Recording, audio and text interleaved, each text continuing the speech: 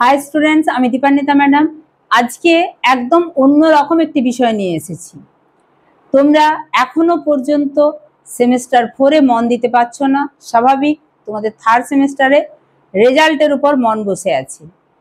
এই অবস্থায় তোমাদের ফোর্থ সেমিস্টারে মন বসানোর জন্য আমি একটি মডেল কোশ্চেন সেট নিয়ে এসেছি, যেখানে সংসদের দেওয়া যে সিলেবাস এবং যে নম্বর বিভাজন 2x মডেল, সেই অনুযায়ী তোমরা দেখে নাও তোমাদের 2026-এ ফাইনাল পরীক্ষার কোশ্চেন কিরকম হতে চলেছে। প্রথমে পার্ট এ, অর্থাৎ সেখানে হচ্ছে ফান্ডামেন্টালস অফ ফিজিক্যাল জিওগ্রাফি। আমরা জানি সেখান থেকে 15 নাম্বারের প্রশ্ন হবে, কিন্তু সেই 15 নাম্বারের প্রশ্নের মধ্যে কত নাম্বারের প্রশ্ন কোন অধ্যায় থেকে সেইটুকু জানার জন্য তোমাদের একদম মডেল সেটটি নিয়ে এসেছি। এখানে বলে রাখি, সমুদ্রবক্ষের প্রসারণ, ভূমিরূপ গঠনকারী প্রক্রিয়াসমূহ, ক্ষয়চক্র, বায়ুমণ্ডল এবং বায়ুমণ্ডল, সঙ্গে জীবমণ্ডল, এই 6টি চ্যাপ্টারের যে কোনো চ্যাপ্টার থেকেই 3টি 5 নাম্বারের কোশ্চেন থাকবে, তোমাদেরকে লিখতে হবে একটি। সেই অনুযায়ী আমি 3টি কোশ্চেন তোমাদের কাছে দিয়েছি। সমুদ্র তরঙ্গের ক্ষয়কার্যের ফলে সৃষ্ট 5টি ভূমিরূপের সচিত্র বিবরণ দাও। তোমরা জানো ইতিমধ্যে আমি কিন্তু সমুদ্র তরঙ্গের কার্যে ওই চ্যাপ্টারে প্রবেশ করেছি এবং সম্পূর্ণ পিডিএফটাও তোমাদেরকে দিচ্ছি। আজকে ইন্ট্রোডাকশন ক্লাসটা হয়েছে, এরপরেই ভূমিরূপগুলো হবে। তোমাদের 5টা ভূমিরূপ লিখতে হবে এবং সচিত্র ছবি আঁকতে হবে। ডব্লিউ.এম. ডেভিস বর্ণিত স্বাভাবিক ক্ষয়চক্রের বর্ণনা দাও। একটা চ্যাপ্টারের নাম বললাম, ক্ষয়চক্র, সেখান থেকে এটি একটি 5 নাম্বারের কোশ্চেন। আমি প্রত্যেকটি চ্যাপ্টার থেকে কোথা থেকে 5 নাম্বারের কোশ্চেন এবং কোনগুলি 5 নাম্বারের কোশ্চেন সেগুলোও মেনশন করে দেবো যখন চ্যাপ্টারটা কমপ্লিট হবে। আরেকটি কোশ্চেন দিয়েছি, বায়ুমণ্ডল থেকে প্রশান্ত মহাসাগরের প্রধান স্রোতগুলি চিত্র সহ বর্ণনা কর। এখানে সমুদ্রবক্ষের বিস্তৃতি থেকে লং কোশ্চেন আসতে পারত।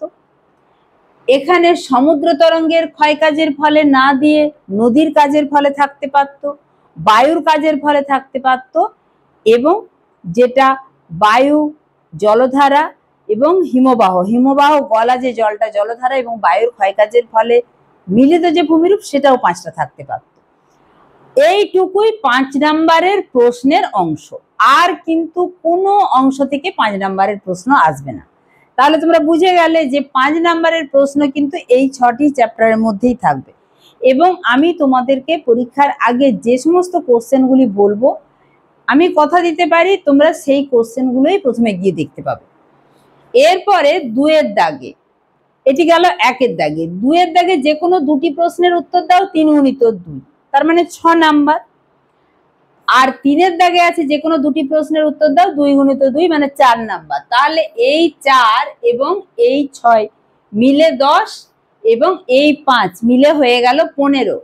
তাহলে ফান্ডামেন্টালস অফ ফিজিক্যাল জিওগ্রাফি থেকে যে আমি 6টি চ্যাপ্টারের কথা বললাম, সেখান থেকে 5 নম্বরের বাদ দিয়েও কিন্তু 3 নম্বরের 2টি প্রশ্ন আসবে। আর অপশন অবশ্যই 2x মডেল অনুযায়ী 4টি থাকবে। প্রথম প্রশ্ন, মন্থকূপ ও প্রপাতকূপের মধ্যে 3টি পার্থক্য তোমাদেরকে পড়ানো হয়ে গেছে। ফ্লুভিয়াল ইরোশন, সেখানে প্রপাতকূপ জলপ্রপাতের তলদেশে গঠিত হয়েছে, মন্থকূপ নদীর অবহর্ষ প্রক্রিয়ায় গঠিত। একদম পার্থক্য সহ লিখে দিয়েছি। যখন আমরা জলবায়ু চ্যাপ্টার পড়ব, তখন ঘূর্ণবাত এবং প্রতিপ ঘূর্ণবাতের পার্থক্য জেনে যাব। এক্স-2 সংরক্ষণের সুবিধা এবং অসুবিধা যখন জীবমণ্ডল পড়বো জেনে যাব। মরু অঞ্চলে বায়ুর কাজের প্রাধান্যের কারণগুলি, বায়ুর কাজ মরু অঞ্চলেই কেন প্রাধান্য লাভ করে। দেখো, যেটা নদী, বায়ু, হিমবাহের তোমাদের হিমবাহ নেই, নদীর কাজ বা কোস্টাল ল্যান্ডফর্মস বা বায়ুর কাজ আছে, সেখান থেকে আরেকটি কোশ্চেন কিন্তু আমরা 3 নাম্বারের পেলাম। যে চ্যাপ্টারগুলি পড়া হয়ে গেছে, তোমাদের বুঝতে সুবিধা হচ্ছে কোশ্চেনগুলো। এইভাবে তোমাদের কিন্তু চ্যাপ্টারগুলো সমস্ত কমপ্লিট হয়ে গেলে কোশ্চেন নিয়ে কোনো অসুবিধার কিছু হবে না। এবার দেখে নেবো 2 নাম্বারের প্রশ্ন, 2টি করতে দেওয়া আছে, সেখানেও 4টি অপশন আছে। বারখান বালিয়াড়ির 2টি বৈশিষ্ট্য, এটাও বায়ুর কাজ থেকে এসেছে, বায়ুর সঞ্চয় কাজ থেকে। পুরা চৌম্বকত্ব বলতে কি বুঝো? আমরা এতক্ষণ ভাবছিলাম সমুদ্রবক্ষের বিস্তৃতি থেকে কোনো কোশ্চেন নেই, দেখো সেখান থেকে একটি প্রশ্ন দিয়েছি। 3-এ উষ্ণ ও শীতল সীমান্তের সংজ্ঞা দাও, এটাও জলবায়ুর চ্যাপ্টার থেকে, অর্থাৎ তোমাদের যেটা ক্ষয়চক্রের পরে বায়ুমণ্ডল আছে, বায়ুমণ্ডলের চ্যাপ্টার থেকে। এরপরে 4-এর দাগে ঝুলন্ত উপত্যকা কিভাবে গঠিত হয়। ঝুলন্ত উপত্যকা হিমবাহের কাজের ফলে, আমাদের যেহেতু কম্বাইন্ড ওয়ার্কস আছে সেখানে কিন্তু এই ঝুলন্ত উপত্যকাটা এসে যাচ্ছে এবং এই ঝুলন্ত উপত্যকায় জলপ্রপাত গঠিত হয়। জলপ্রপাত পড়াতে গিয়ে আমি একদম ছবি এঁকে ঝুলন্ত উপত্যকার গঠন দেখিয়ে দিয়েছি। হয়ে গেল part A complete. Part B, part B তে তোমাদের যেটা আছে সেখানে আছে জনসংখ্যা ভূগোল। এটা বিশ্বব্যাপী জনসংখ্যা ভূগোল, সেখানে জনসংখ্যা বিবর্তন মডেল, ম্যালথাসের জনসংখ্যা তত্ত্ব। এছাড়া আছে মানব উন্নয়ন, সেখানে মানব উন্নয়ন, মানব দারিদ্রতা সূচক, কল্যাণমূলক দৃষ্টিভঙ্গি, অমর্ত্য সেনের সামর্থ্যের দৃষ্টিভঙ্গি। এটি আছে মানব উন্নয়ন থেকে এবং জনসংখ্যা ভূগোল থেকে।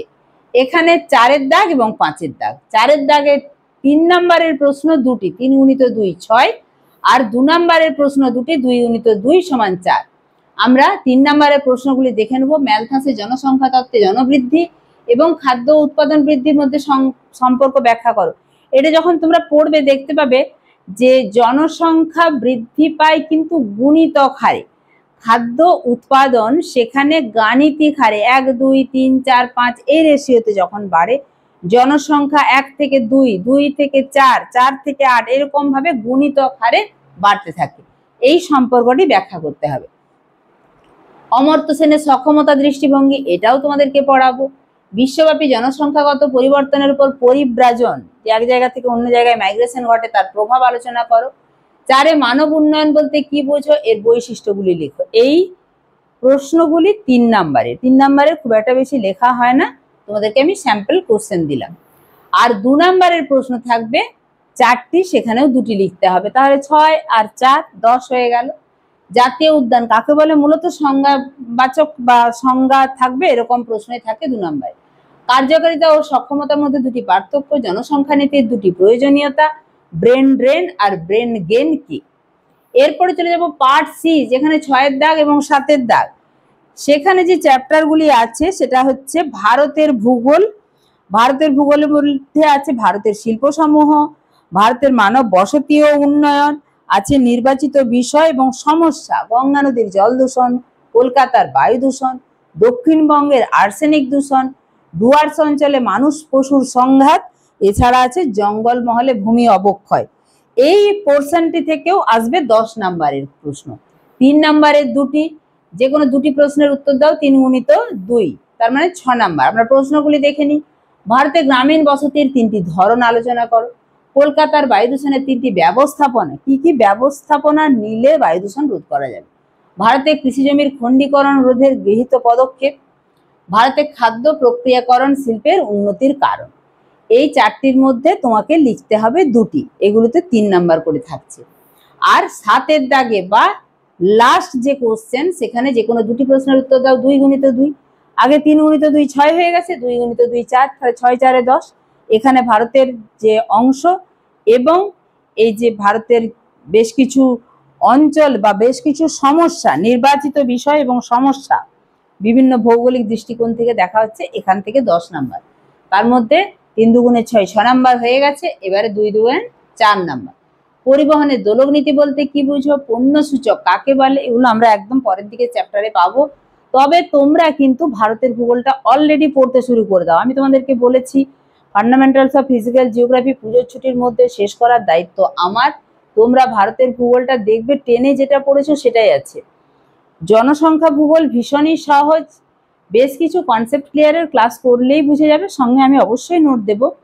তোমরা যদি এর মধ্যে আমার হোয়াটসঅ্যাপ গ্রুপে জয়েন না হয়ে থাকো, অবশ্যই তোমরা আমার পোস্টে গিয়ে দেখবে, যেমন ভিডিওস প্লেলিস্ট দেখতে পাও, পোস্টে গিয়ে দেখবে লিঙ্ক আছে, লিঙ্কে হাত দিলেই তোমরা কিন্তু আমার হোয়াটসঅ্যাপ গ্রুপে জয়েন হয়ে যেতে পারবে। এটা হোয়াটসঅ্যাপ গ্রুপ নয়, হোয়াটসঅ্যাপ ওটা চ্যানেল বলা হচ্ছে, যেখানে তোমরা কিছু কমেন্ট করতে পারবে না, আমি তোমাদের প্রয়োজন অনুযায়ী ওখানে পোস্ট করতে থাকবো। পরিবহনের দোলক নীতি বলতে কি বুঝো, পণ্য সূচক কাকে বলে, আউটসোর্সিং বলতে কি বুঝো, ব্রেক অফ বাল্ক পয়েন্ট কি, এইগুলি তোমাদের 4টি প্রশ্নের মধ্যে 2টি প্রশ্ন লিখতে হবে। তাহলে এই গেল তোমাদের মডেল প্রশ্ন।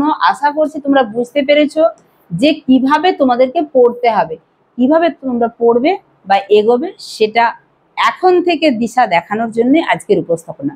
ভিডিওটা ভালো লাগলে অবশ্যই একটা লাইক করো, আর চ্যানেলে যদি নতুন হয়ে থাকবো আশা করবো এতক্ষণে নিশ্চয়ই সাবস্ক্রাইব করে নিয়েছো। আর যদি নিচে হাইপ পয়েন্ট দেখায় অবশ্যই কিন্তু হাইপ পয়েন্টটাও তোমরা যোগ করে দিবে। ঠিক আছে, দেখা হচ্ছে খুব শীঘ্রই তোমাদের থিওরির বিভিন্ন রকম প্রশ্ন এবং তার সমাধান নিয়ে। ঠিক আছে, সবাই ভালো থাকবে, মন দিয়ে পড়াশোনা করবে। টাটা।